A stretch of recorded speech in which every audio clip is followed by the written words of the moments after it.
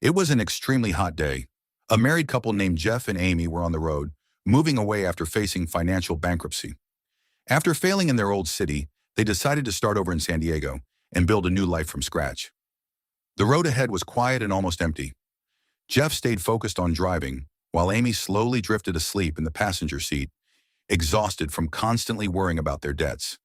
Suddenly, another car appeared out of nowhere and nearly caused a crash. The scare woke Amy instantly, and she suggested they stop for a moment to find a gas station and take a short break. When they reached a gas station, Jeff checked the car and added some engine oil, hoping to keep their finance vehicle running smoothly for the long journey ahead. Not long after, the driver of the car they had nearly collided with earlier approached them. His name was Sam. The two men argued briefly about who was responsible for the near accident, but Jeff chose to back down since he did not want any trouble. After that tense moment, they both went their separate ways and continued their trips. Meanwhile, Amy had bought a pie and several donuts for the road, thinking they would make a good snack for the rest of their long drive. But not long after leaving the gas station, their car suddenly broke down without warning. Since Jeff did not understand much about engines, he decided to call a tow truck. Unfortunately, the area had no cellular signal at all. Sometime later, Sam drove past them again. Instead of stopping to help, he simply laughed at Jeff and continued on his way. Things started to feel strange when Sam's car turned around in the distance and seemed to watch Jeff from afar. Fortunately, a trailer truck soon arrived and pulled over to help, and Sam eventually drove away.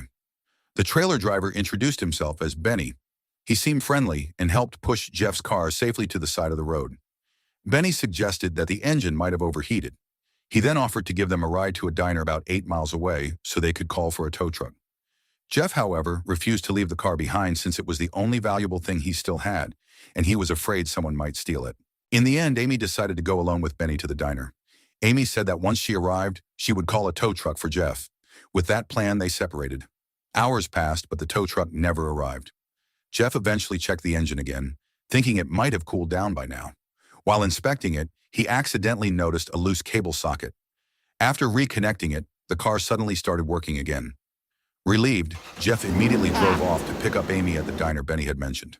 But when he arrived, Amy was nowhere to be found. Jeff asked the waitress if she had seen his wife arrive with a trailer driver, but the waitress and everyone inside the diner insisted that they had never seen Amy at all, and that is where the trouble begins. This is Breakdown. She's alive. Confused and worried, Jeff drove around searching for another diner nearby. He drove for miles and miles, yet there was not a single diner anywhere in the area. Eventually, he spotted Benny's trailer truck and quickly stopped him. Jeff demanded to know where Amy was, but Benny acted completely clueless and behaved as if he had never met Jeff or Amy before. What? My wife, where is she? Look, I don't know how to tell you this, but I've never seen you before in my life. What are you doing? Luckily, a police officer arrived and calmed the situation before it escalated further. Jeff explained everything, saying that his wife had disappeared after riding with Benny. Benny, however, continued insisting that he had never seen either of them. The police searched the trailer cabin and checked all the cargo, but Amy was nowhere inside. Jeff searched the truck again himself, still unable to believe it, yet there was no sign of her. The officer then suggested that perhaps Jeff's wife had simply run away with another man, pointing out that divorce cases had become quite common lately. With no evidence of wrongdoing, Benny was eventually released. Still confused and desperate, Jeff went to the police station to report Amy missing. Inside, he noticed that there were already many reports of missing people. The police told him they could not officially investigate the case until at least 24 hours had passed since the disappearance. With nowhere else to turn, Jeff returned to the diner once again, hoping Amy might have arrived there after all. He asked the waiter if his wife had shown up yet, but the man coldly replied that he still had not seen her. Jeff becomes suspicious when he notices a purchase receipt at the diner. If Amy had really come here, her name should appear on that receipt. So he tries to grab it from the waiter to check for himself. But before he even has the chance to read it, the waiter suddenly pulls out a gun and forces Jeff out of the diner. Once outside, a strange young man named Billy approaches him. Billy claims that he actually saw Amy earlier, and according to him, she was taken away by another truck heading toward Route 7. Jeff immediately asks Billy to come with him to the police station and make an official statement, but Billy refuses. The waiter has already stepped outside and is now threatening them both, making Billy too scared to get involved. With no other choice, Jeff rushes toward Route 7, following Billy's directions. But when he arrives, he discovers that the road is completely closed, and that is when the truth begins to reveal itself. The entire situation is a trap. Sam suddenly appears again, ready to capture Jeff. Realizing he is being hunted, Jeff quickly floors the gas and tries to escape, while Sam chases him down the road. The chase becomes increasingly desperate until Jeff reaches a dead end. With no other option left, he drives his car straight into the river below, while Sam fires shots at him.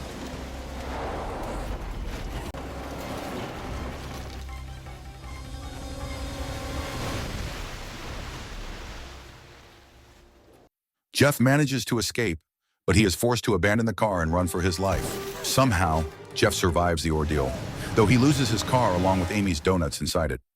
Meanwhile, Sam's crew later pulls the car out of the river, knowing it can still be sold for money. From a distance, Jeff secretly watches them, but before he can react, someone suddenly appears behind him and knocks him unconscious. When Jeff wakes up, he realizes he has been captured by Billy, the same young man who pretended to help him earlier. It turns out Billy is actually part of the gang. Billy reveals that Amy told them Jeff has $10 million in his bank account. Jeff is completely stunned. He is broke, buried in debt, and his car is still being paid off on credit. Yet somehow, Amy convinced them he had $10 million. But with Amy's life on the line, Jeff is forced to go along with the lie and admit that the money exists. Soon another shocking truth is revealed. Benny, the trailer driver who first helped them, is actually the leader of the entire gang. Benny orders Jeff to go down to a bank nearby and withdraw the money. If Jeff fails to do so, Benny promises to kill Amy and send her body back piece by piece. Jeff is given 50 minutes to bring back the money. Throughout the entire process, Benny's men keep a close watch on him. Jeff eventually arrives at the bank while one of Benny's men monitors him from outside. When he checks his balance, the reality becomes painfully clear.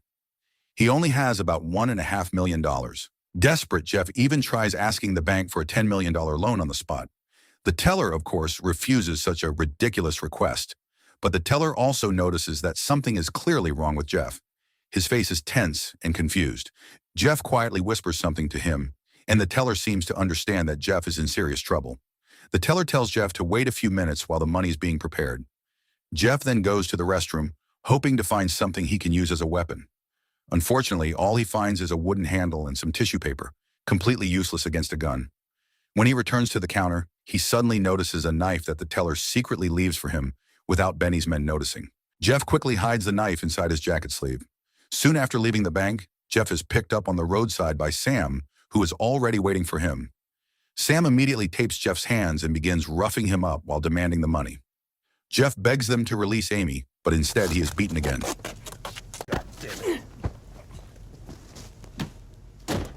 While Sam is distracted, Jeff quietly uses the hidden knife to cut through the tape binding his hands. Meanwhile, Sam continues bragging and admiring the cash. But after a closer look, he realizes something is wrong. The real money is only on the outside of the stack, while the inside is filled with photocopied bills. That is when Jeff makes his move. He suddenly attacks Sam with the knife. Jeff manages to overpower him, tying him up in return. He even tapes Sam's neck tightly to the headrest so that any sudden break will choke him. Jeff then interrogates Sam, trying to find out where Amy is being held. But before he can get the answer, a police officer drives by and notices the fight. The officer quickly intervenes to stop the situation. Jeff tries to explain what is happening, but the officer immediately assumes Jeff is the criminal and orders him to lie down on the ground. Meanwhile, Sam manages to break free from his restraints and suddenly shoots the police officer. Shut the fuck up! Ah! In the chaos, Jeff runs down into the ravine, trying to escape the gunfire. Moments later, more shots ring out, this time aimed at Sam. As it turns out, the officer is still alive. Despite being wounded, he manages to shoot and kill Sam. Jeff quickly contacts the police to report that the officer has been shot and needs an ambulance, but he cannot stay any longer. Amy is still out there, and every second matters. So Jeff leaves immediately and continues his search. Not long after, Jeff arrives at a trailer stop and spots Benny speaking with his men. Benny is telling them to head back home because the police are already on high alert everywhere. Jeff decides to follow them. Risking his life, he secretly clings to the underside of Benny's trailer, holding on with everything he has for the sake of the woman he loves. Several times he nearly falls off as the truck speeds down the road, but Jeff refuses to give up. With incredible determination, he manages to pull himself up and climb onto the trailer.